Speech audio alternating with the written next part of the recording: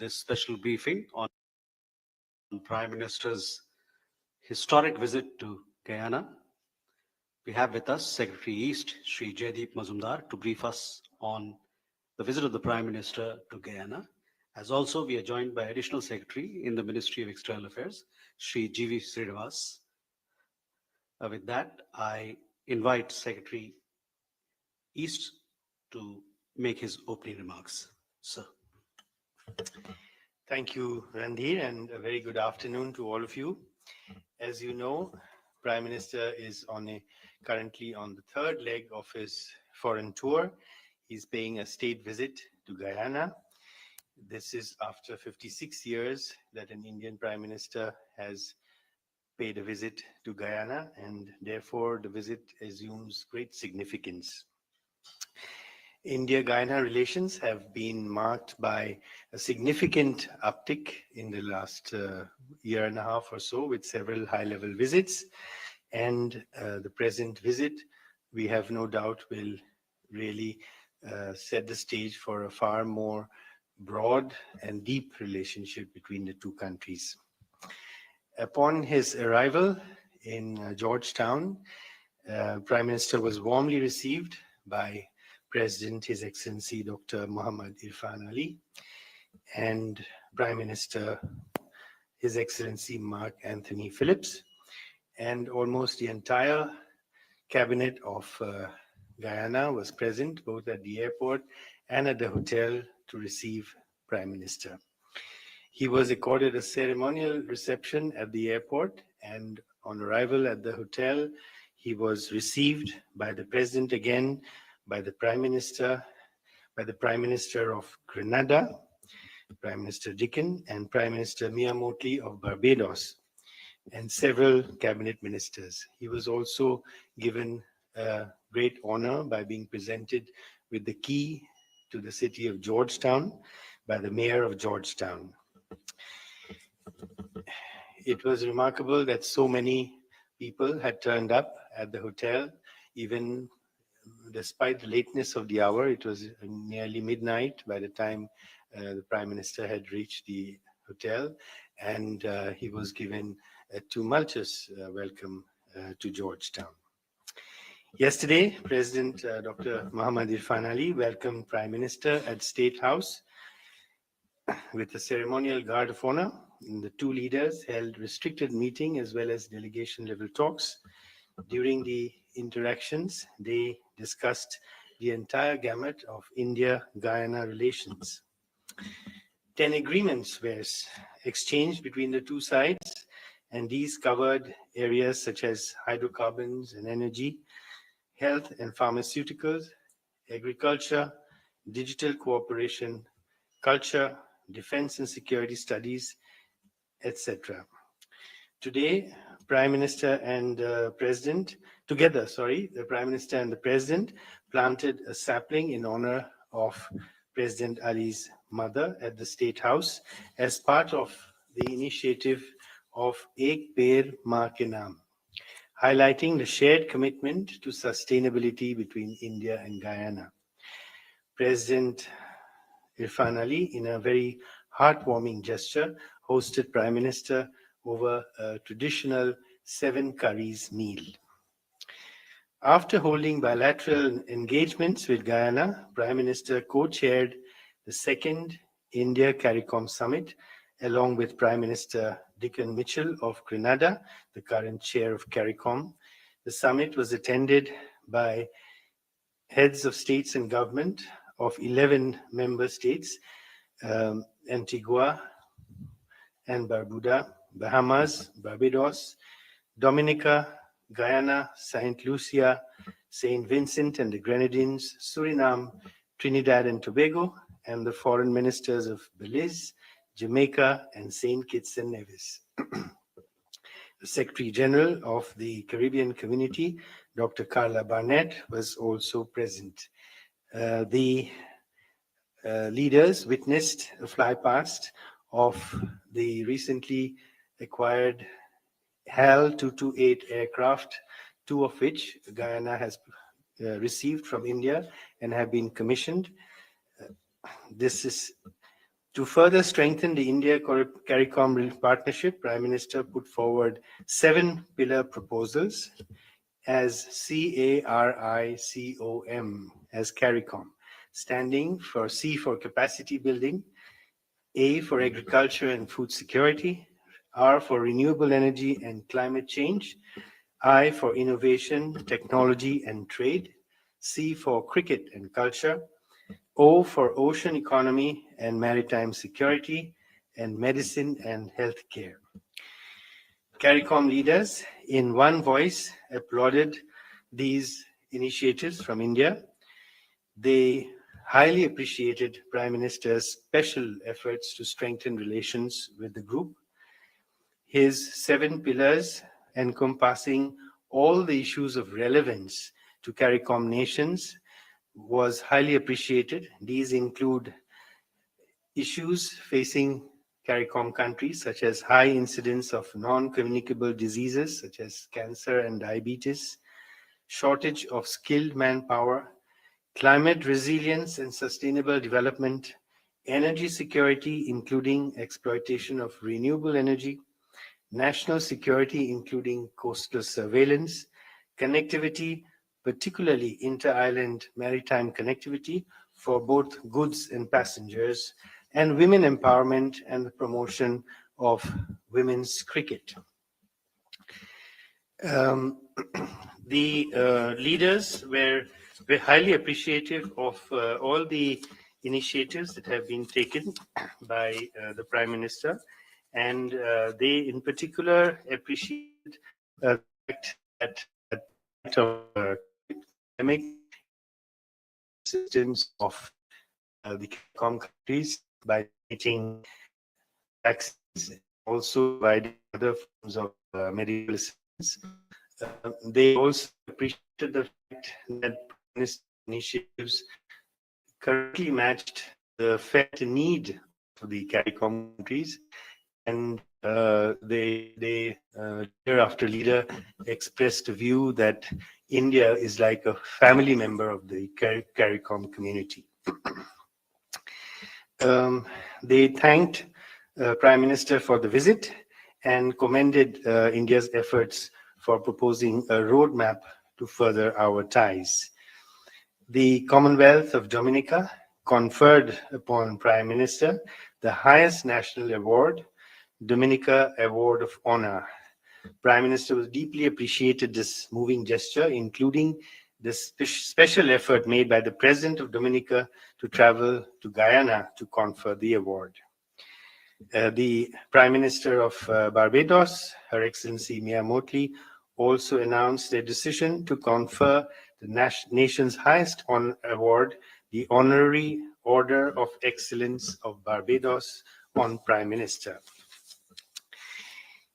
Following the India-CARICOM summit, which was only the second such summit held between the two sides, the first one was on the margins of the United Nations General Assembly in New York in 2019. So this was really the very first summit that was happening in a CARICOM country.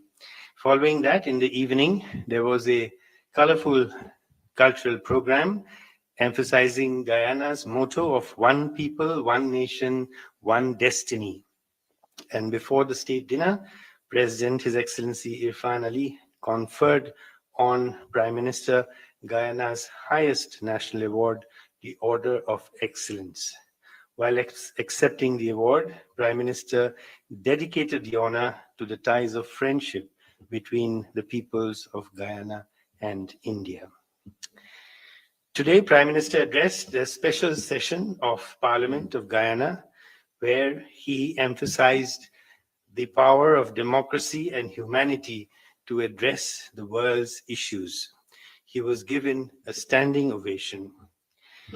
Later, Prime Minister paid tributes to the statue of Mahatma Gandhi and the Arya Samaj monument. Prime Minister also visited the Indian Arrival Monument and paid homage to the forefathers who arrived in Guyana 186 years ago. He visited the Saraswati Vidya Niketan school, which he had also visited in his first visit to Guyana 24 years ago. He had spent some time at this school at that time. He will, in short while, Prime Minister will also, in the evening today, address the gathering of the Indian diaspora. Our relations with Guyana, as I've said, date back to more than 185 years, with the first arrival of Indians on the 5th of May, 1838. Today, the Guyanese Indian community comprise roughly 40% or about 300,000 out of Guyana's total population and is a very vital link in our relationship. Prime Minister will also interact with some of the people he met here 24 years ago during his visit, and he will also interact with some of the famous cricketers of Guyana, including Clive Lloyd, Alvin Kalicharan, Shivnarayan Chandrapal, Devendra Bishu, Hatmeyer, and others. Following the community reception, Prime Minister will wrap up his highly successful visit to Guyana and emplane for New Delhi. If there are any questions, I'd be happy to take them. Thank you.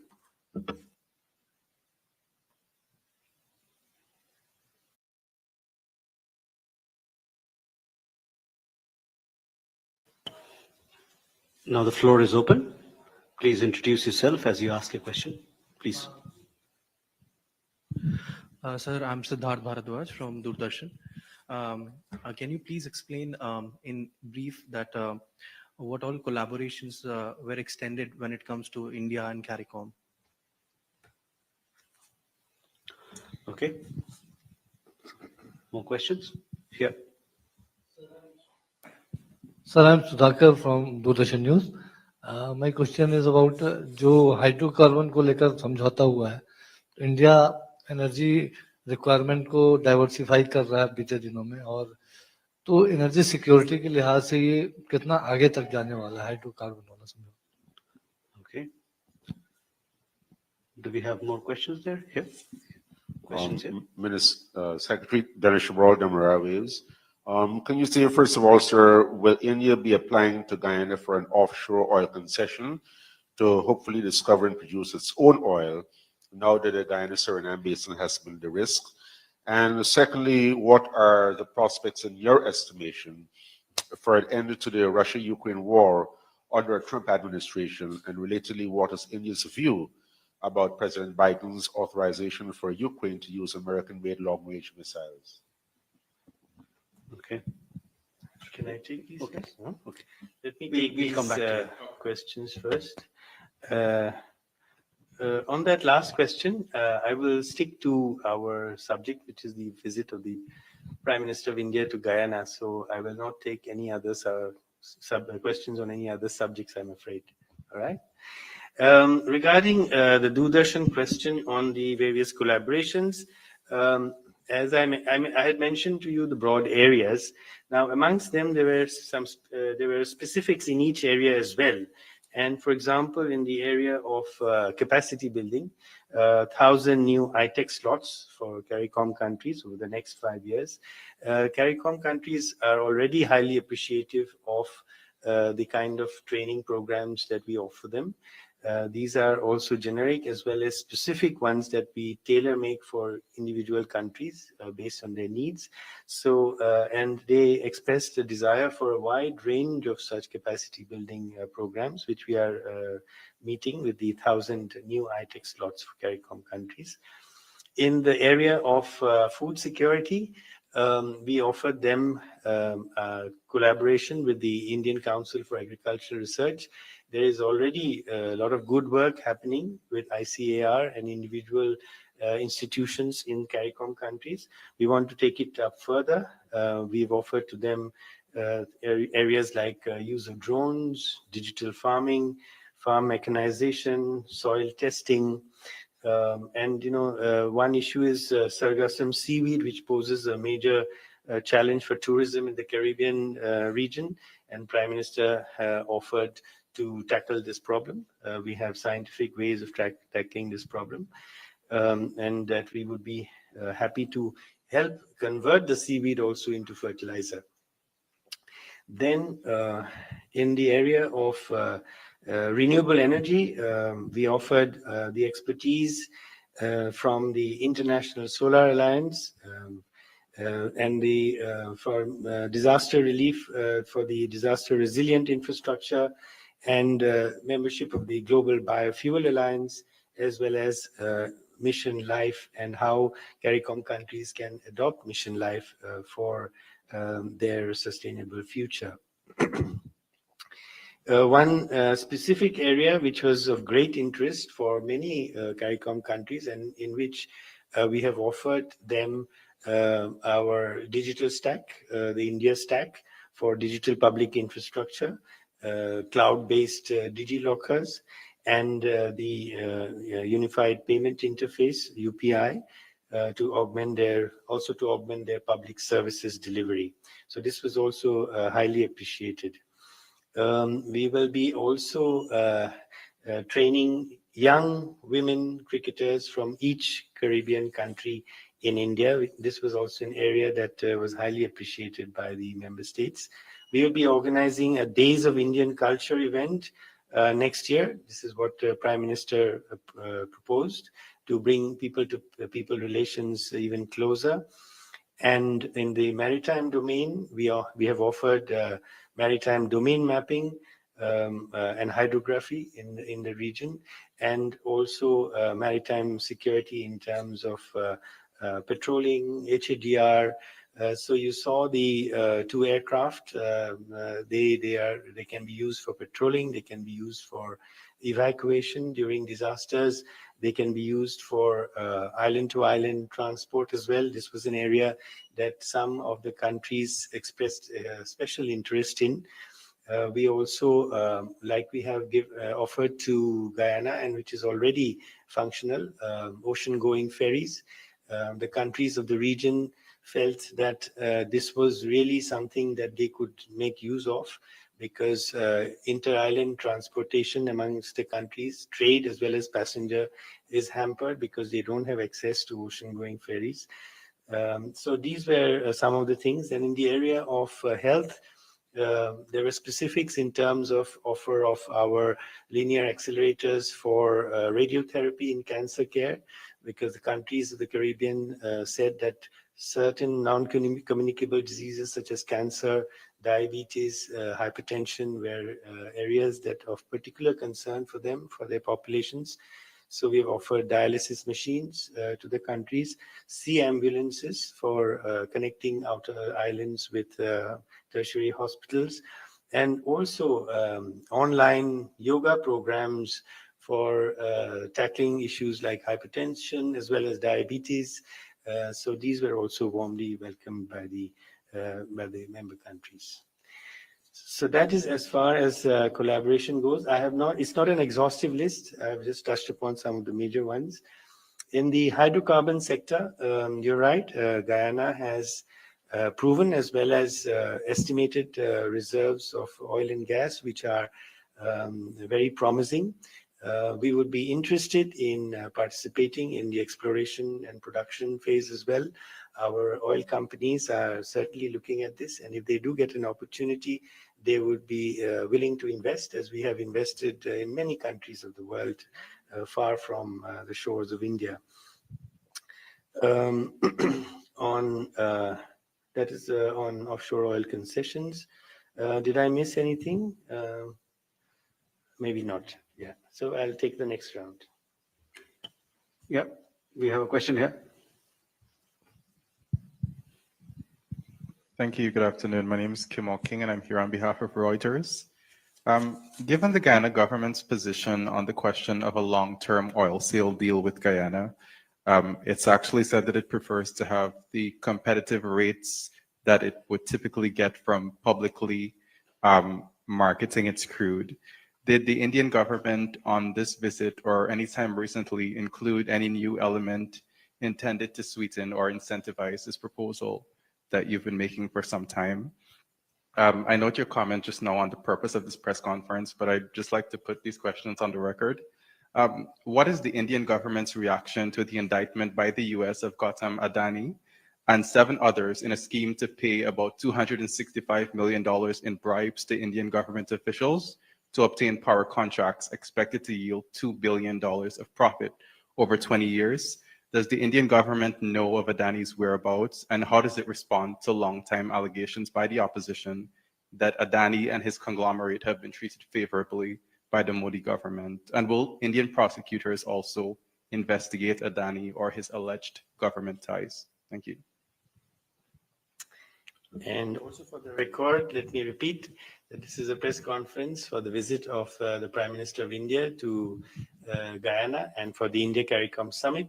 And I'm not in a position to respond to questions beyond that mandate.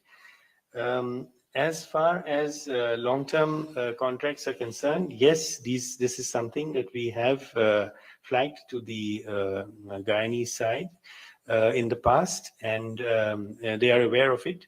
I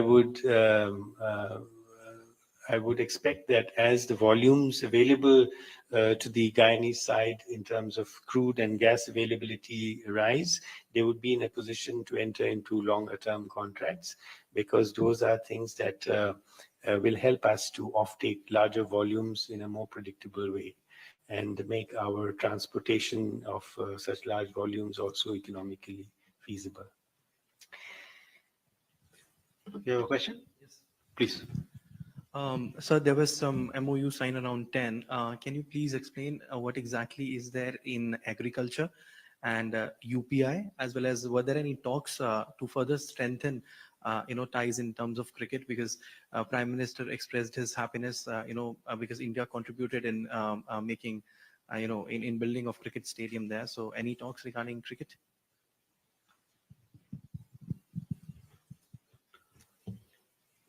Let me just respond to that quickly. On agriculture, it is an umbrella MOU which offers expertise available in India for Guyana.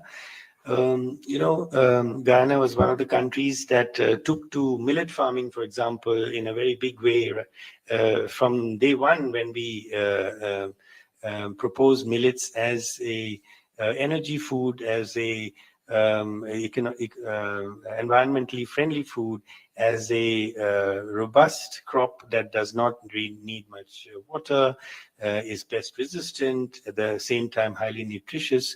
So Guyana has been really a star in using millets to address its food security needs. So that is one area where we continue our collaboration. We also, in areas like germplasm or seeds for sugarcane, for example, that is also an area that will be covered under the MOU, and all kinds of capacity building in terms of scientific personnel training, as well as capacity building in that. In the area of UPI, both sides signed an agreement on India Stack, which is the entire system for all the digital applications, for both for delivery of public services to the people, as well as for payment interface, as well as identity. So this is something that will help both sides in building up the infrastructure of the digital economy in Guyana. On cricket, nothing specific apart from the offer that we have made for training of women cricketers in India. Would you like to add anything?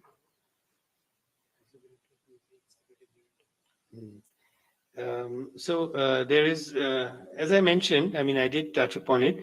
The objective of the MOU is to enter into a deployment of a UPI-like real-time payment system in Guyana.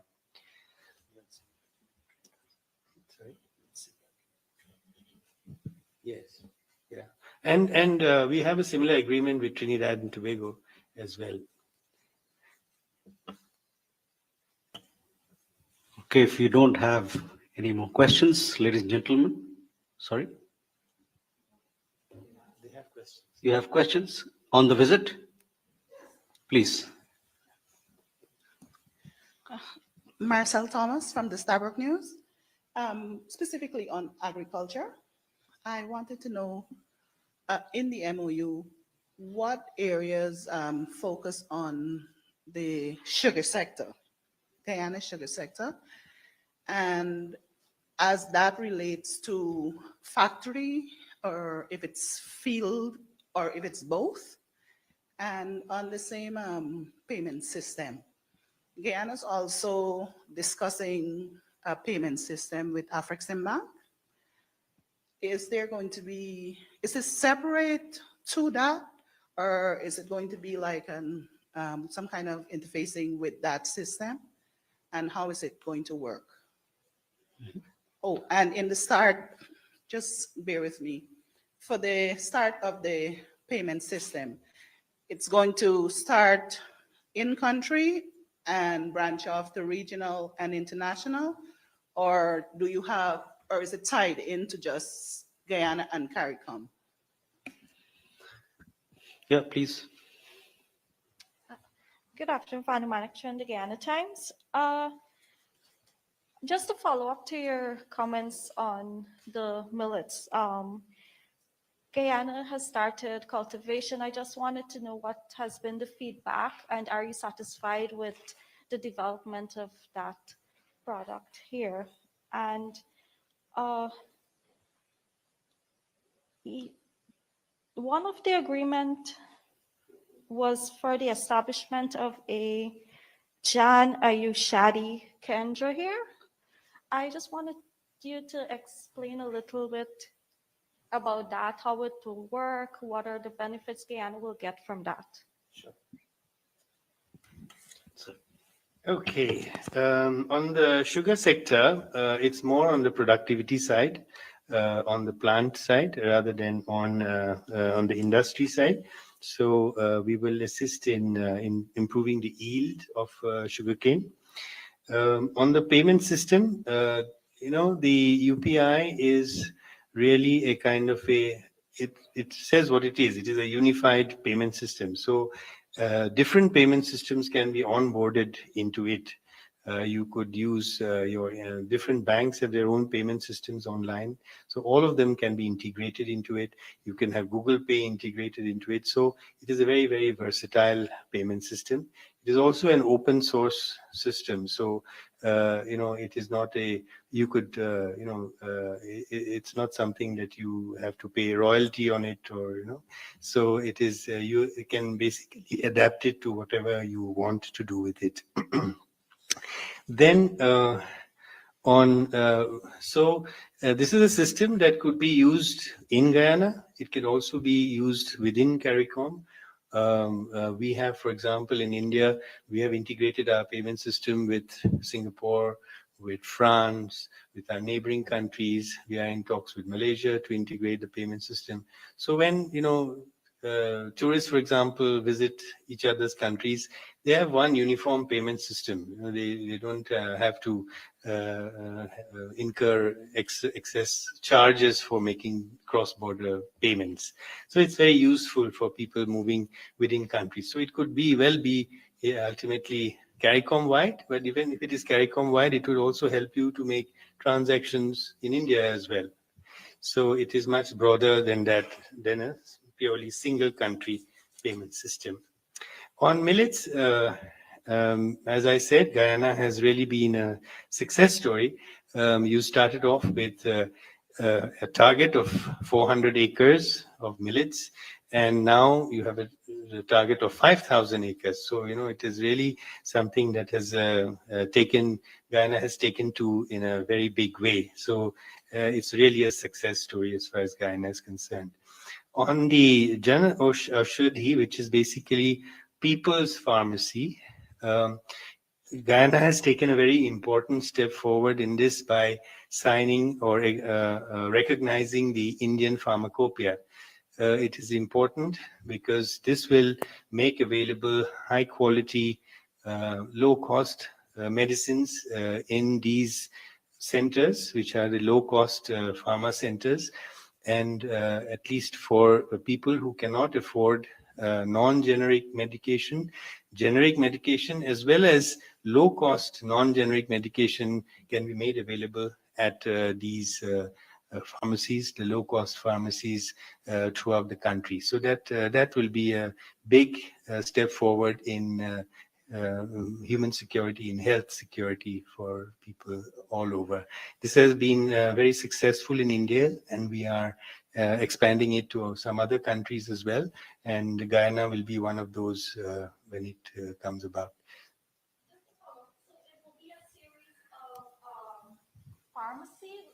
A series of pharmacies, or is it one facility where people can go to access the low cost meds? So the way it works is that the importation of the pharmaceuticals is done, and not just pharmaceuticals, it can be other equipment, etc., accessories, which are delivered in bulk to a country, and then they distribute it according to how they wish to in individual pharmacies.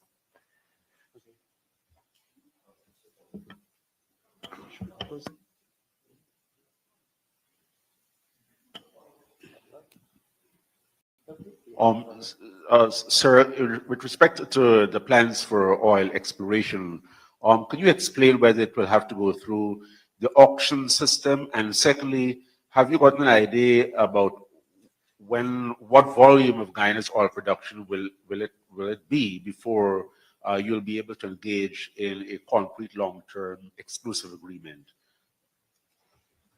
Well, these are really questions there for Guyana to decide. It's hardly for me to say at what volume Guyana would be ready to discuss larger volumes. So we would like to have long-term commitments. We would like to have G2G commitments as well. That brings in greater predictability. But it's really for the government of Guyana to decide when they are comfortable doing this.